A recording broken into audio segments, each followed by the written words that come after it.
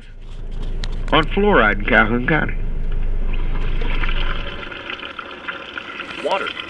Without it, we as individuals or as a society would not survive. We clean with it, we cook with it, we bathe with it, and of course we drink it. Generations ago, a person would have to go to a well or some waterway to gather what was needed. But most folks today have a water pipe run from a treatment plant directly to their home, school, and business. That's just a sign of progress. But what happens to the water at that treatment plant? Who manages these plants, and just how do they treat the water? These questions come to mind when driving through the intersection of Greenbrier and Noble in South Anniston. We're taped to a light post as a sign that simply reads, fluoridefreeanniston.com. Now, a quick visit to the website offers a slew of links, documents, and videos about the arguably negative effects of chemicals associated with fluoridation. Now, Ellen Cork, who since early 2012 has been behind a local push to end fluoridation, has been gathering information about possible consequences of the chemicals and presenting her findings to local city officials. I tried to get through the last city council last year, and they pushed it away. I got to speak at what they call it, the informal meeting, and they basically, like they said, oh, it's diluted, it's okay, and, oh, well, look, I got this letter here from the waterworks manager saying it's okay. Well, all right, well, that doesn't hold water with me. The previous administration steered her towards the Anniston Waterworks and Sewer Board, a board which is among nearly a dozen other independent water systems just in Calhoun County that goes with municipalities and other larger businesses and is tasked with managing local water utilities. So after a few months, I spoke at their water board meeting, which is also by YouTube up for that, and they basically didn't want to hear what I had to say, but they had to listen. Fluoridation of Anniston city water is not a new thing. We put fluoride in our drinking water and have for about 60 years. Jim Miller is a general manager of the Anniston Waterworks and Sewer Board, and he supports adding the chemicals to the city's water system. It's a choice that this board made 60 years ago. It's highly recommended by the federal and state health departments and the Surgeons General and the Center for Disease Control and other World Health Organization and others for prevention of tooth decay. He is familiar with the fluoride-free Anniston efforts that want to see a stop in the fluoridation of city water systems, but he doesn't really feel it's a critical issue. One lady who would like for us to stop fluoridating the water, and we've told her that we would when the health organizations recommended that we stop. Right now, the national and state health departments, including the state health department, which we just received an award from for fluoridation, recommend fluoridating at the levels we fluoridate, which is 0.7 or 7 parts per million. It costs about 25 cents per family per month.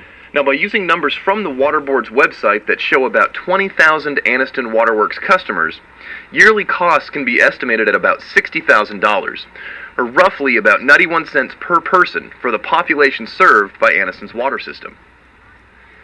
Information promoting fluoridation of larger water systems is widely accepted by several health organizations, including the Alabama Department of Public Health, the American Dental Association, and the Centers for Disease Control. While not required by law of municipal water systems, adding fluoride has been endorsed and recommended to help prevent tooth decay in a larger population for about 65 years.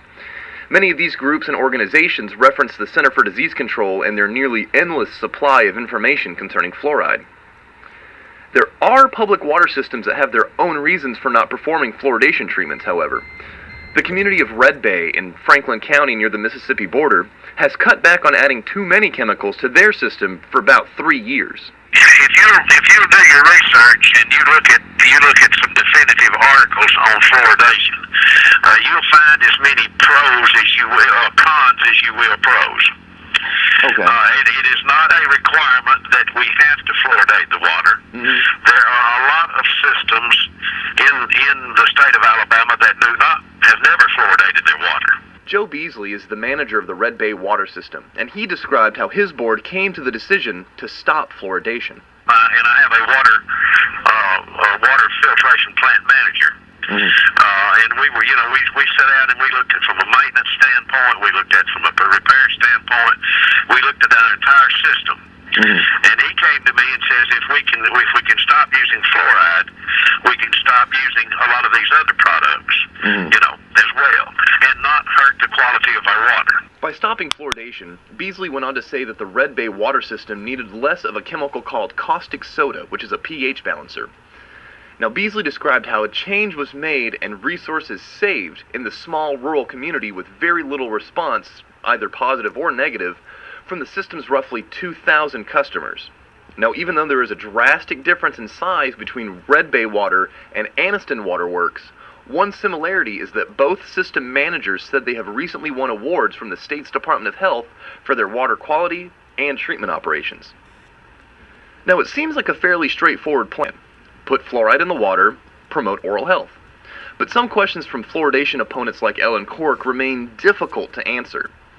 Her website has interviews between her and local water board employees that identify the chemicals as an acid that is specifically designed for drinking water fluoridation. The employee told Cork that the popular hydrofluorosacilic acid is shipped on tanker trucks in bulk, but he wasn't aware of exactly where they come from or what type of chemical hazards are associated with transportation. So Cork sent a letter directly to the Anniston Waterworks general manager to request more information. Early in March of last year, she received a response from Jim Miller that claimed the water board can use federal legislation to withhold information about their operations. Now, in the letter, Miller said that the Bioterrorism Act and the Chemical Security Act, among others, require the water board to use discretion while discussing sources and delivery of chemicals. Miller assured Cork that all chemicals are UL listed and ANSI NSF approved, and that all regulatory agencies are aware of chemical sources and uses as drinking water treatments.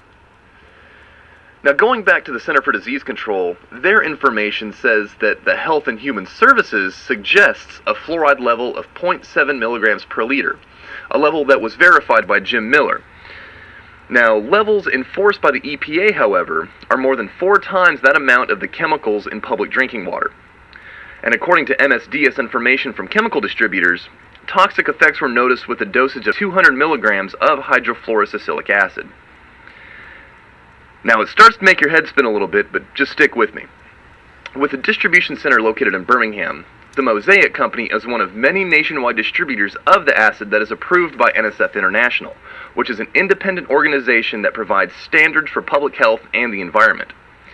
Now, standards for chemicals are set by NSF International and ANSI, the American National Standards Institute. Based on those standards, levels are then recommended by the U.S. Department of Health and Human Services, and the Environmental Protection Agency sets regulations for toxic levels. Now, a review of even generic data sheets about the hydrofluorosacilic acid commonly used in water treatment still raises flags for activists. MSDS sheets from the Mosaic Company list their hydrofluorosacilic acid as a corrosive chemical.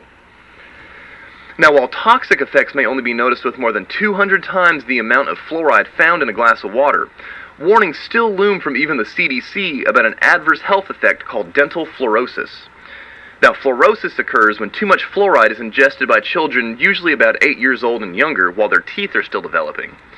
The biggest warnings are issued by the CDC to parents that mix powdered infant formula with fluoridated tap water.